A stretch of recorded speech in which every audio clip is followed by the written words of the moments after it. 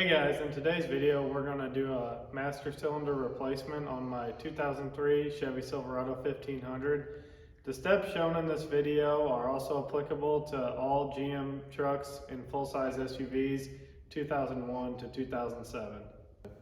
So this truck actually had a rear brake line fail, and as we were bleeding it, we couldn't get pressure to build up and the service brake light was still on. So I got under the hood and looked at the master cylinder, which is located right here. And we had some fluid leaking out between there and the firewall. So that combined with not being able to build pressure, I went ahead and bought a new master cylinder. All right, so as I mentioned, the master cylinder is located right up here in the engine bay on the driver's side next to the firewall. Before we start getting things taken apart, I want to talk about the tools we're going to use, but even before that, I want to make sure that all this stuff comes apart easily. So I have a can of WD-40 here. I'm just going to spray the fittings and then spray the mounting nuts and studs on the firewall. I'll let those soak and then we'll go talk about the tools. Okay, so as I mentioned, this is a pretty straightforward repair, but it's important to have the right tools. So I want to go over the tools I'll be using today to perform this repair. I'll be using this Mighty Vac to drain the old fluid out of the old master cylinder. This is not required. You can use a syringe or any other means just to get the old fluid out. I'll also be using this to bleed the brakes. Again, there's other ways to bleed the brakes. There's no one here to help me today, so I'm going to be using this guy. You'll need a 15mm socket. It has to be a deep well. You'll need an extension bar and a ratchet. That'll take the old master cylinder off. I'm going to be wearing these nitrile gloves. I don't like getting hydraulic fluid or brake fluid on my skin. Also, I'm going to be filling up the new reservoir with new .3 brake fluid. You're going to need at least 2 quarts. I brought along some brake cleaner to clean things up. New master cylinder. This came from O'Reilly Auto Parts. I'll link the part number in the description. Some shop towels to clean up your mess. Flare nut wrenches. You can buy this set at Harbor Freight probably for $10 or $12. We're going to just need the 9/16 today, but it's important to use these. That way you don't round off these fittings. Some type of container to catch the old brake fluid whenever you clean it out of the reservoir. And then I'm going to be using these 1/2" 20 to 3/8 tube connections and this 3/8 fuel line to bleed the new reservoir. They make kits to do this. I don't have a kit or a special tool, so I'm just going to use this. I'll link all the part numbers for this for any other do-it-yourselfers. But we're going to get the new master cylinder out and start bleeding. All right, so I got the new master cylinder up here in the vise. I'm going to start bench bleeding it now. There's 2 ways to do this. A lot of your master cylinders will even come with instructions like this.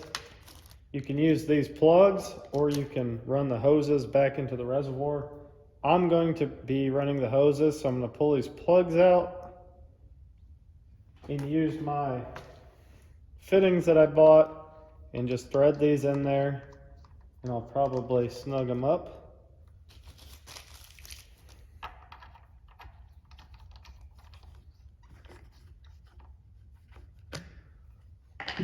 I'm going to take my 9/16,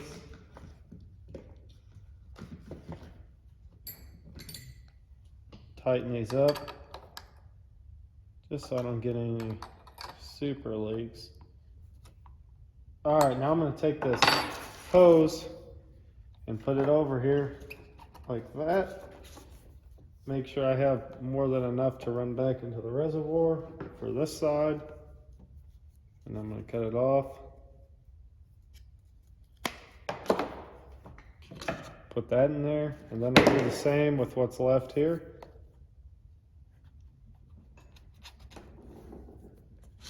Those will go in there. But for now, I'm going to put the brake fluid in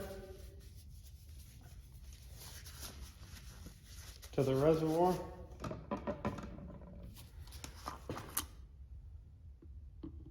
Just fill it on up.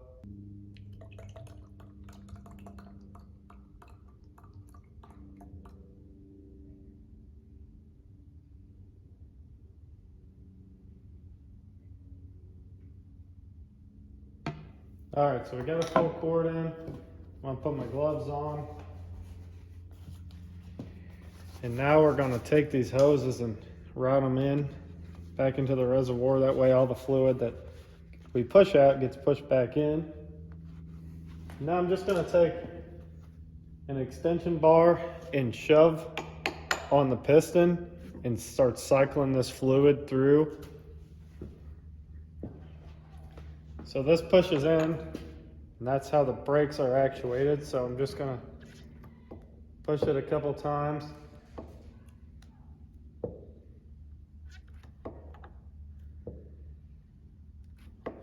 And you just want to do this.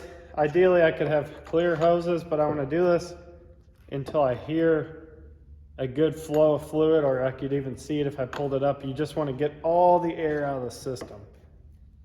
So we'll just work this a couple times until we're satisfied.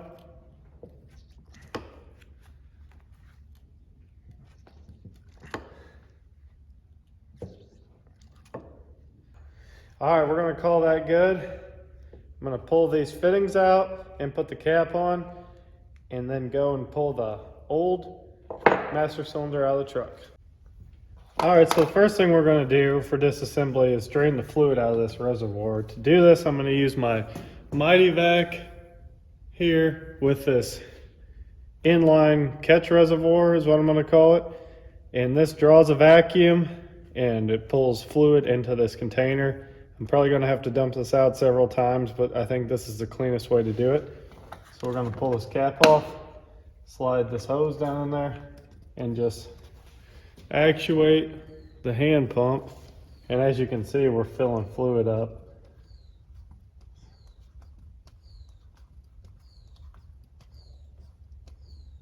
Just be careful you don't draw it through. And I'm going to stop right there. So I'm probably going to have to do this a couple times. Once I get the reservoir drained, we'll come back and start taking stuff apart.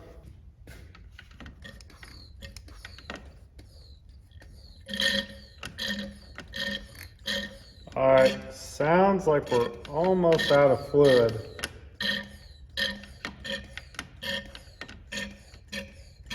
Yep, cool. Set this back over there. You want to make sure not to drip brake fluid on your paint because it's very bad for paint. If you do get it on there, clean it off, use some soap and water, make sure you get it all off of there because it will start to affect the paint.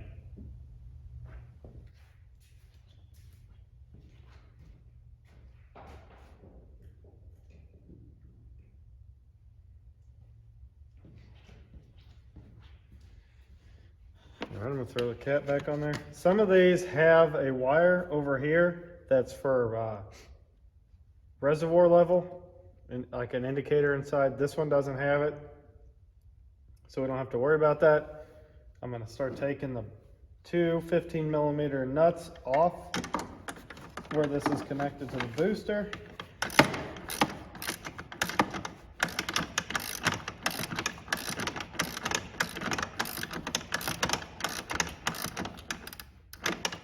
I got those loose. Before I take them all the way off, I should probably loosen these line nuts. I want to wait to take those off until I have everything over here for the new reservoir and master cylinder, but I just want to make sure they're loose.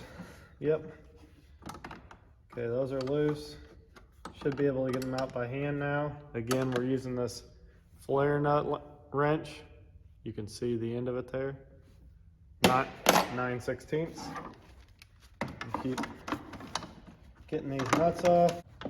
And it definitely helped that we lubricated everything ahead of time with WD-40. Okay, I'll put that one right on top of the battery so I don't forget where it is. I'm gonna reach over, have to reposition. Over to this side, same thing, 15mm.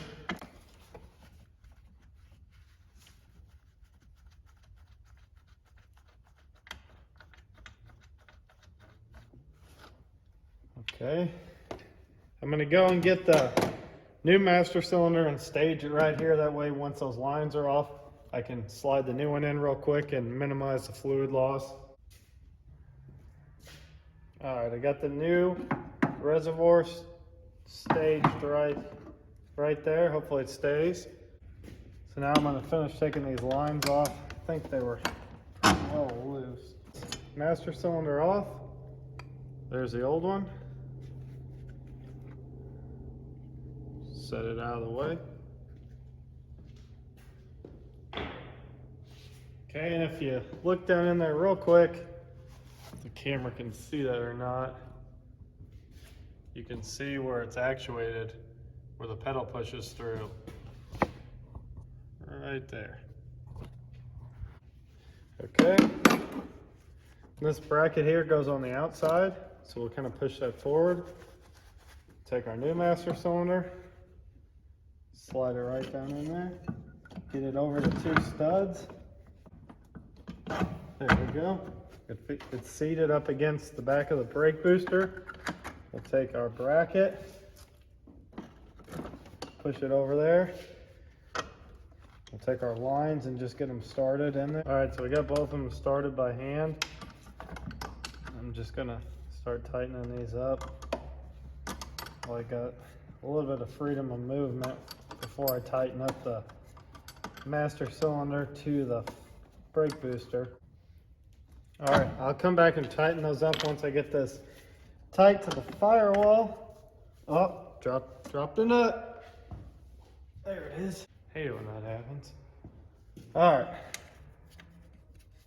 Put the nuts back on the studs to secure this thing to the firewall. And grab my 15 millimeter and start tightening these up.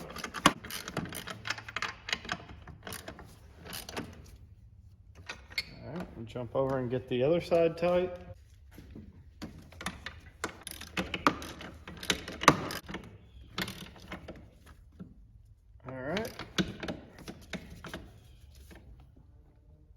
That's tight. We'll jump over and double check our other side. That's tight. We'll snug up our lines now that the master cylinder can't move anywhere. Okay, the front one's very tight. That one's also tight. Perfect. All right, so that's on and tight. We're done here. The master cylinder changeout's finished. I know I mentioned earlier I was going to use my Mighty Vac to bleed, but I actually have someone here that can help me now. So we're going to bleed the brakes doing the two-person method. One person pumps the brakes up. I usually say pump 3 times and then hold it all the way to the floor. They hold it to the floor. You crack open the bleeder valve, let any air out and fluid. Then you close it and tell the other person they can let up on the pedal. I usually do this until I can get a good stream coming out that doesn't have any air entrapped in it. So I'm gonna go get someone to help me and I'll be right back. So we're getting set up to bleed. I just wanted to point out that the brake bleeder is right there. You wanna soak that with WD-40 and I use a socket at first. Make sure it's a 6-point socket too. That way you don't round it off. And I put that on there and loosen those up. That way, there we go. That way you don't round them off. And then the second thing I do, I have a piece of fuel line. It's 3/16 ID. I have this stuff in bulk around here for projects. I'm gonna slide that over that bleeder like that, and then I'm going to run the other end of it over into that empty brake fluid bottle. So I'm going to get my helper out here to pump up the brakes, and I should note that we're starting on the passenger side rear, because you always want to start as far away from the master cylinder as you can. So we'll work passenger side rear, driver's side rear, passenger side front, driver's side front last because it's right next to the master cylinder. All right, I got my line connected to the brake bleeder and I got the fuel line running over to that empty container. I'm gonna put the 10 millimeter on this bleeder and then tell my driver to start pumping the brakes and then hold them. So go ahead and pump them. What we're gonna look for is fluid coming through that line and air bubbles. I'll get the camera to focus. Okay, hold it to the floor. You good? All right, and we'll just loosen this. You can see the air bubbles coming out. Not an excellent flow, so I'm going to close it back up. Okay, release the pedal. Pump it.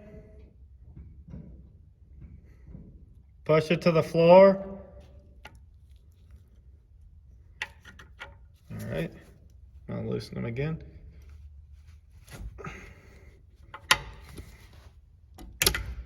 There we go.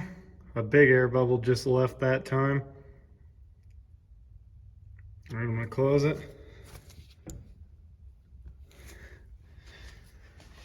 So you'll want to do this until you get a stream of just fluid coming out, and it'll be the same process for each of the 4 wheels of the truck, or 4 corners of the truck.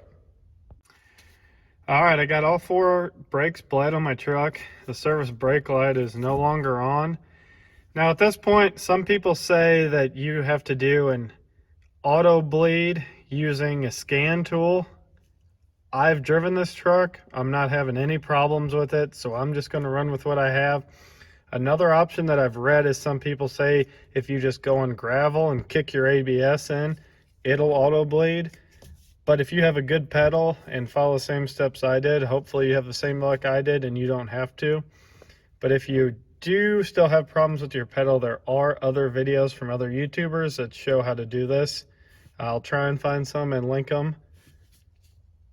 All right, everyone, thanks for watching. Hopefully this video helps someone out. If you have any questions, post them in the comments down below. I will respond to my best ability. If this video did help you out, just give us a nice thumbs up, and we'll keep producing some helpful tips and tricks for everyone. Thank you.